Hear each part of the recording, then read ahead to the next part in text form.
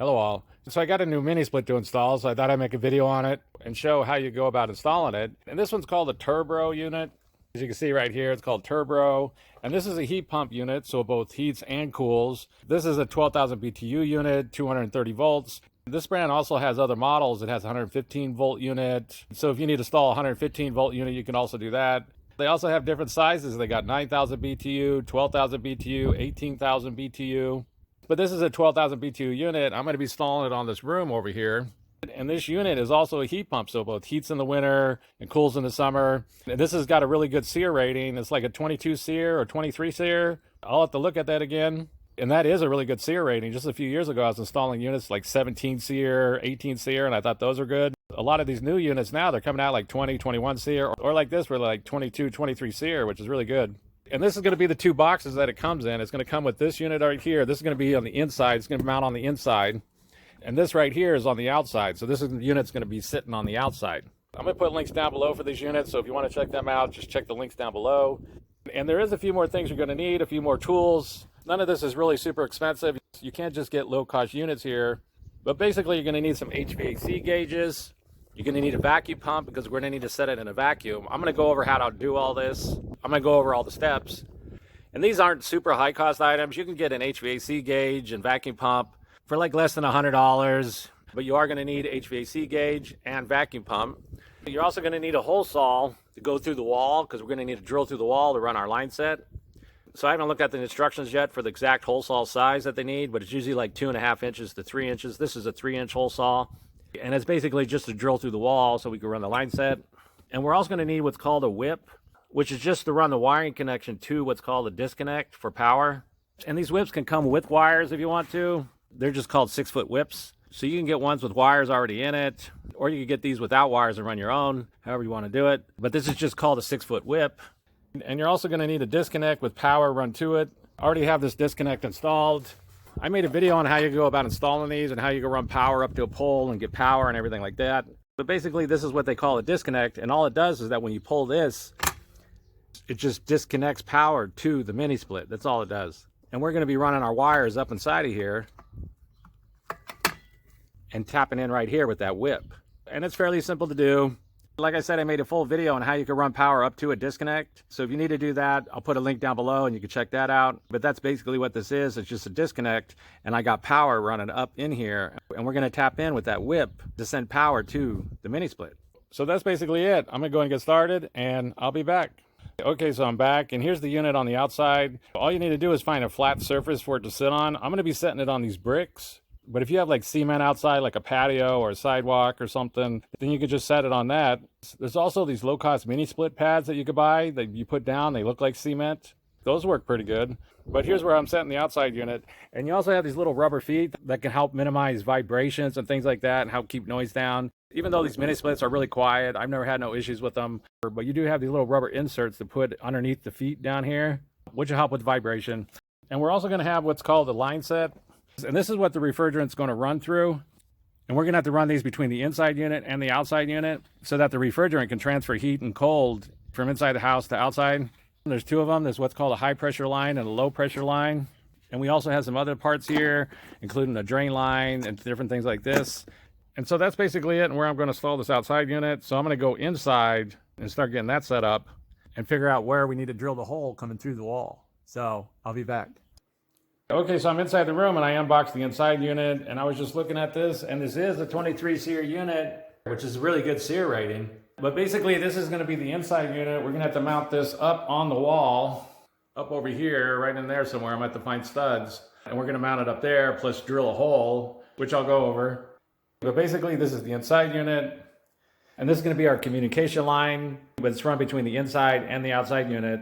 Here's the user manual, which I very much suggest reading. Be sure to read through that before you start installing this unit. There's also a remote control that's going to come with the unit. I believe there's also an app that you can use with this. But here's the remote control and the remote control holder along with some batteries and more drain line that we're going to have to run out along with our line set. And so the next thing to do is to go ahead and mount this up on a wall where it's going to be located and drill our holes so that we can run our line set and our communication line and the drain line out and everything like this. So they give you this diagram so that you can put up on the wall and you can mark out where everything's at. You can find some studs so that you know where to mount it, and plus you could drill out your hole and things along these lines.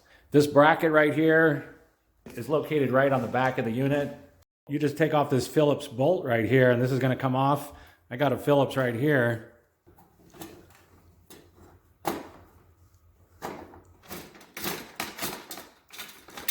You just take this off. This is the bracket that's going to go on the wall. So basically, this bracket right here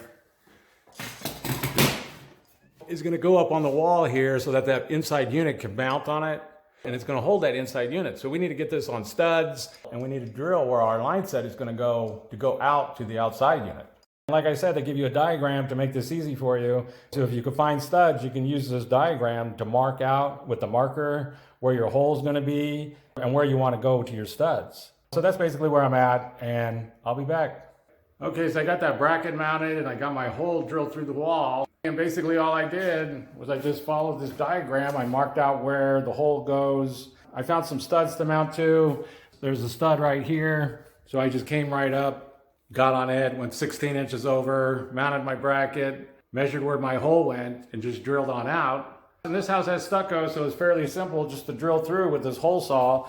I got a 3-inch hole saw here, even though this says 2.76 inches. I just used a 3-inch hole saw and just went straight on through. And so my hole is drilled through. They also got this sleeve right here that you could put through the hole when you're done to help protect your line set that's going to go through it. But that's basically where I'm at. I got my bracket mounted. I got the hole through the wall. So the next thing to do is to point the line set part on the indoor unit out. We want to straighten this up and point it out, put that through the hole, and go ahead and mount this on the wall. So that's where I'm at, and I'll be back. Okay, so I got the copper refrigerant lines pointed outwards. And when you go to bend this stuff, you want to be careful because you don't want to kink it, because if you kink it, you're going to block the flow of refrigerant coming through. So just bend it real easy, just go real slow. This stuff's real easy to bend, and just point it straight out because we're going to have to go through the wall with this. And we're also going to need to hook up our water line and our indoor electrical. That's going to go to the outdoor electrical, our communication line. And to do that, it's real simple. It's just up and behind this little plate right here, this little plate with this Phillips right here. I'm going to pop this off, and then I'm going to feed the electrical through here, and then I'm going to tap into the terminals back in and over here. So I'm going to do that real quick, and I'll be back. Okay, so I'm back, and I got the indoor communication line run to the inside, to the indoor unit. And basically to run these wires, you just run into the back here. There's a hole right there. You just push it right onto that hole, and you come in to the other side, onto this side, and you just tap in right here. There's a plate that you take off right here. It's got a Phillips. You just take it off, and you just connect your indoor wires right here. They're going to be labeled 1, 2, 3, and they're going to have a ground. These ones right here, the ones labeled 1, 2, and 3, you just have to loosen up a little bit and you can slide in. The ground one, you're going to have to take that bolt all the way off, put it back in to get this one on. And then you just tighten down here. There's a little schematic that's on the door right here if you want to follow that. But basically what you want to do is that outside, it's also going to be labeled 1, 2, 3, and have a ground. So you just want to make sure that the outside has the same color code going to it. So if you got yellow coming to the inside on 1, outside should also be the same. If you got 2, like I got right here with this white wire, then outside number 2 should also have the white wire. Number 3, I got the black wire going to, so outside is also going to be the black wire, and of course ground. So basically just like take a picture of it or something with your phone, and when you go to wire up the outdoor unit, which I'm going to show, you just make sure that these match the outdoor unit. So that's basically it for this indoor unit. The next thing I need to do is I need to take all of this, put it all together, and then feed it out that hole up there and mount this on the wall. There's this wrap that they include inside of the package so that you can wrap this up and make it so that it holds together. So when you push it out the hole, it all feeds out easier. You have to feed out this electrical line first and then feed everything else out. Doing this part of it would be really helpful if you had somebody else to help you. I don't have anybody else to help me, so I'm just gonna have to do it myself. But basically that's where I'm at, is that I'm gonna have to feed all of this out the hole up here and mount the unit on the bracket. So that's where I'm at, and I'll be back. Okay, so I got the indoor unit mounted and I got the line set running out the hole, going outside. And so the next thing to do is to go outside and connect up the copper line set and hook up everything out there. So I'm gonna go outside and do that next. And here's what it looks like on the outside. And so next thing I need to do is I need to bend that down so I can connect up the line set and go from it down to this outdoor unit. And just to show you something real quick, these are pre-filled with nitrogen. So when you take these caps off, you're going to hear a gas escape, but it's nothing to worry about. This right here is just pre-filled nitrogen. You want to hear that, because if you don't hear that, then the indoor unit got damaged or something. So this is a good sign if you could hear that when you take these plastic. These are just plastic caps right here. So just so that you know, this is normal. This is no big deal. That's just nitrogen that's stored inside of the unit. And so next thing I need to do is I need to bend these down and point down towards the unit. Like I said before, just take your time when you go to bend these. You don't want to kink them, because if you kink them, you could block the flow of refrigerant, and that could cause issues. So I'll be back. Okay, so I got that pointed down, so now I can run the copper line set down to the unit down here. And I got my plates off right here. There's just some Phillips screws holding on these covers. And so we're going to want to screw on. We're going to want to tap in here and right here with our line set over here. And basically we're just going to want to screw these on so that they're on there good. You could just use 2 regular crescent wrenches. And one thing I do recommend is I recommend getting some nylon. This isn't mandatory or nothing, but this helps seal up your connections. Like I said, I'll put all the links down below for everything I'm looking at here. But this could really help out, because the main thing that goes wrong with these DIY mini split installs is that these connections, that they leak, and the refrigerant slowly leaks out. So you want to make sure that these connections are good. So I'm going to use this nylon right here, and I'm going to go ahead and tighten them up. I'm going to go here, here, and on up there. There's going to be 2 lines, a high pressure line and a low pressure line. So that's where I'm at, and I'll be back. And so I just wanted to show you real quick that if you do use this nylon, you just want to get it on the very tip. You don't need to get it on the threads. That's not the way you use it. You basically just put it around onto the tip without trying to get any on the inside, but you get it around just a little bit on the outside where the flare is going to seal. And it doesn't take much. You just want to put a little bit around where that flare is going to seal, and that helps to seal it up so that it doesn't leak. If you do decide to use this, like I said, it's not mandatory, but it is very helpful to help stop any potential leaks. And so I'm going to go ahead and finish this up, and I'll be right back. Okay, so I got all my connections done for my line set. I got them bolted together. Like I said, you could just use 2 crescent wrenches like up here, and you could tighten them up real good. You want to tighten them by hand first. So then you want to use 2 crescent wrenches or 2 correct size wrenches and tighten these up real good. And the same thing down here. You want to tighten these up real good and be sure that they're tight, because these need it to be tight because it needs to seal up so no refrigerant leaks out. And so the next thing I need to do is I need to go ahead and hook up the communication line, which is the wires that run to the inside unit. And then I need to hook up my electrical that's going to go to the disconnect. So I'll be back. Okay, so I got my communication lines hooked up that run to the inside unit. For me, I'm just going yellow 1, white 2, and the black wire to 3, and of course ground to ground. Like I said, just be sure that these match the inside. So inside where it says 1, be sure it's going to yellow. The same with 2 and 3. If you need to, just take a picture with your phone on the inside where it says 1, 2, 3, and just match them right here on the outside where it says 1, 2, 3. And that's pretty much it. It's fairly simple to run the communication lines. You just got to make sure that they're in there good, got a good connection. And so next thing to do is to run my power, which I'm going to run over to this disconnect right here. And this is a 230 volt unit, so I'm going to have 230 volts coming in on L1 and L2. This is also rated for a 15 amp breaker and 14 gauge wire. If you're running a 115 unit, you got to go up a little bit. You got to go with like a 20 amp breaker and 12 gauge wire. Be sure to check your manual on that. That way you know for sure what's going on. But basically what I'm going to do is I'm just going to come into L1, L2 with 230 volts and of course my ground. So I'm going to go and do that, and I'll be back. Okay, so I got my electrical hooked up. Like I said, this is a 230 volt unit. So I got 230 volts going in right here. Of course, I got my ground, and I'm using this liquid tight. This is just called a 6-foot whip, and it's running around to the disconnect box. And these are really simple to wire in. Basically, I got 230 volts right here, and you got this insert, and when you put it in, it connects these 2 and these 2 right here. And when you pull it out, it disconnects it. This is for like an emergency or somebody needs to work on it or something like that. They're fairly simple to wire up. I made a full video on how you go about wiring one of these up and how you can wire up electrical for a mini split. Like I said, I'll put the link in the description below if you need to check that out. But this is all wired up now. It's all run. And so my electrical is all done. And so the next thing to do is to start to vacuum down the line set so that we can release the refrigerant inside. So I'm gonna go get my vacuum pump and my gauges, and I'll walk through how you go about doing that. So I'll be back. Okay, so I'm back. And so the next step is gonna be to vacuum out all the lines. We wanna set it inside of a vacuum, and we wanna be sure that there's no leaks. So I'm gonna show you the steps on how you go about doing that.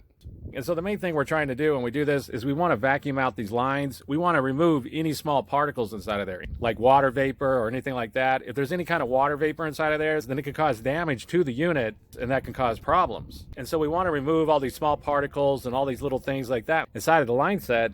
And the best way to do that is to use a vacuum pump and to vacuum it down.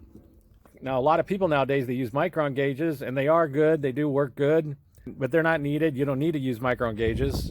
Old analog gauges have been used for many years. They're still widely used. Many people still use these. If you do have a micron gauge, then use it. It's good. There's nothing wrong with those. But basically in this video, I'm going to be using these analog HVAC gauges. And we're going to set this whole unit inside of a vacuum with this vacuum pump. And then after we set a vacuum on the line set, we're going to release the refrigerant into the system, and then we're going to check to see if there's any leaks using just standard dish soap. You could just use dish soap, and we're just going to go around all these connections, and we're just going to check to see if we see anything bubbling. And if we see any bubbles, then we know we got a leak. So the first thing I'm going to do is I'm going to go ahead and hook up my gauges.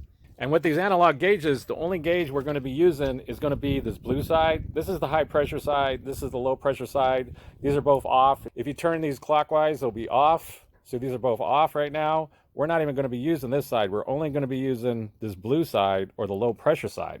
And the way these work is really simple, is that when you open this, it's going to open going into the center. So if you open the low pressure side, then this is going to open up to the center yellow hose.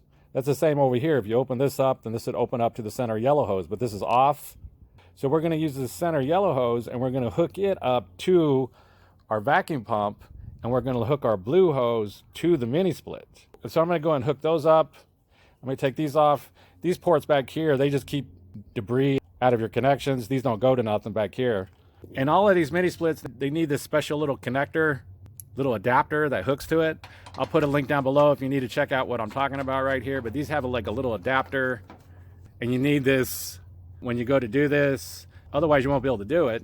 So basically, you need this little adapter.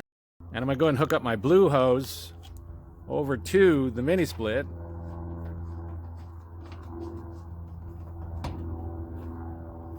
I'm going to have to use two hands to make sure I get that tighter. And my yellow hose is going to go over here to the vacuum pump.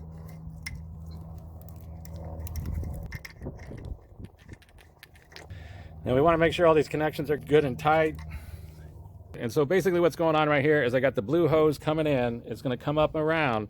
It's going to go up to this manifold gauge on this side. Right now it's off, but when I open it, it's going to open up this middle port, and it's going to open up this to this yellow line, which is hooked up to the vacuum pump. And that's basically it. So we're going to want to turn on the vacuum pump, and then we're going to watch our gauges. And what's going on with this gauge is right now you can see it's at 0. But when we turn on the vacuum pump, it's going to start pumping it down into negative pressure. So it'll start moving down closer to this negative 30. And we're going to want to set a good deep vacuum on the whole unit, on the line set and everything. And so I'm going to go and turn on the vacuum pump, and I'm going to let it run. I'm going to let it run for like at least half an hour or so, and make sure it sets a good deep vacuum and works really good. And so I'm going to go ahead and turn on this vacuum pump. And now we're going to go ahead and open up our valve over here. And when we do, this should start to suck it down at a negative pressure. And so I'm going to go ahead and let this run. I'm going to let it run for like at least half an hour. Make sure it really pumps down a good vacuum. And when it's done, I'll be back. Okay, so it's been vacuuming out for like at least half an hour. And so what we're going to want to do is we're going to want to shut this valve off, so that all we're doing is just reading the pressure on the unit, on the line set. So I'm going to go ahead and shut this off, shut this valve off, and I'm going to go ahead and shut off the vacuum pump. Okay, so now all we're doing is we're just reading the pressure that's in that line set. And what you want to do is you want to see if this loses any pressure. See how right now it's down inside the negative territory? It's right down around that negative 30. If it starts to move back up towards the 0 where it was at when we started, then you know you got a leak, and you know there's some kind of problem, you know you got to fix it. You can't leave it like this for a while. You can even leave it like this for like overnight or something like that, and come back and see if that's moved up at all, just to see if it's losing pressure. So the next thing I'm going to do is I'm going to wait like at least 15-20 minutes. I'm going to be sure that this doesn't move back up closer to the 0. If it doesn't, then I'm going to go ahead and release the refrigerant. So I'll be right back. Okay, so this thing's been sitting for like at least 25 minutes or so, half an hour maybe. and it's not losing any pressure. I've been watching it, and it's not going back up to that 0. It's staying at that same spot where it has been. So the next thing I'm going to do is I'm going to release the refrigerant into the system. And there's a certain step that you need to do this. And basically, you don't remove this until refrigerant is inside of the system. If you take this off right now, then air will go rushing in, and then you'll lose your vacuum. So what you do is you release the refrigerant, and then you take this off as quick as you can. A little bit will come out, but you do it really super quick, and it's very minimal, and you just get it off as fast as you can. So that's basically it. So the next thing I'm going to do is I'm going to take these caps off. I've already loosened them up with my crescent wrench, these caps right here. And inside of here is going to be an Allen key that you use to turn them open, and this will release the refrigerant into the lines. So we go ahead and do that right now.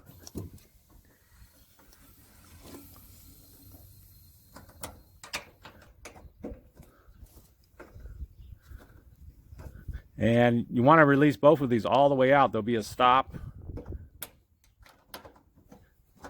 when they stop turning all the way. You'll be able to feel it when they stop, but you want to turn them all the way out. There it is right there. You don't want to push real hard or nothing. You can just feel it when it stops. So you want these all the way open.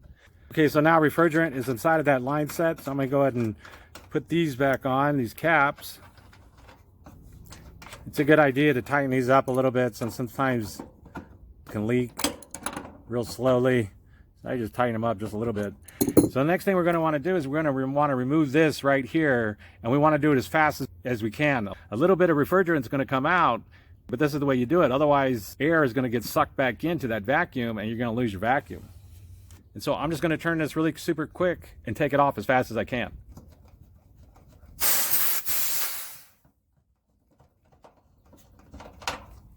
And that's basically it. You just take it off as quick as you can. Put this cap back on.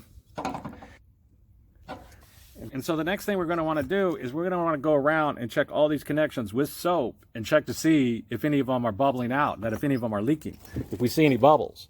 So we're going to take some soap, and we're just going to go around each one of these connections, and I just want to see if I see any bubbles. Because if I see any bubbles, then I know I got a leak.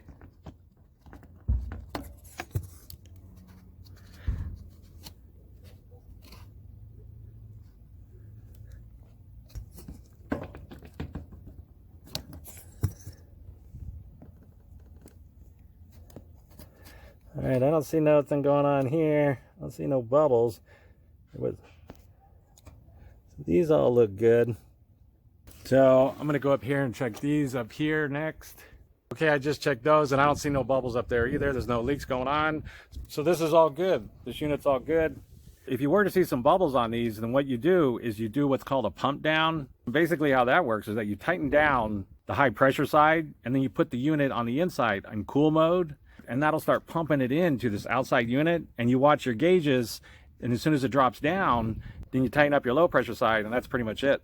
And then when all the refrigerant is locked into the outside condensing unit, then you can remove these lines without losing no refrigerant, and you can fix them or do whatever you have to do to stop them from leaking. I'll put links down below for the step-by-step on how you go about pumping down a system if you do have a leak. Hopefully you don't have no leaks. Hopefully it's all good, and at that point you're good to go. Your unit should be working and ready to go.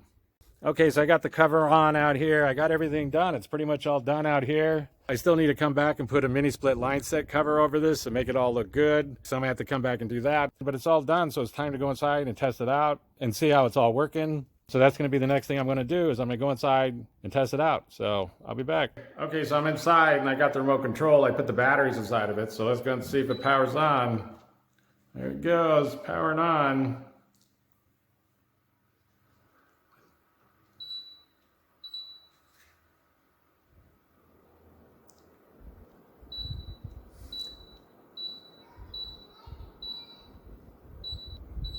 And it's blowing out air. I don't feel it cooling yet, but it just turned on. I can't really read that. I can't tell if it's in cooling mode or not. Okay, yeah, now I can feel it. I can feel it starting to come out. Yeah, that's cool air. That's coming out real nice now. And so that's basically it. I just wanted to make a quick video on how you go about installing a Turbro mini split. If you have any questions, ask me down below and I'll try to answer them. If this video helps you, please click like, please click subscribe, and have a good day.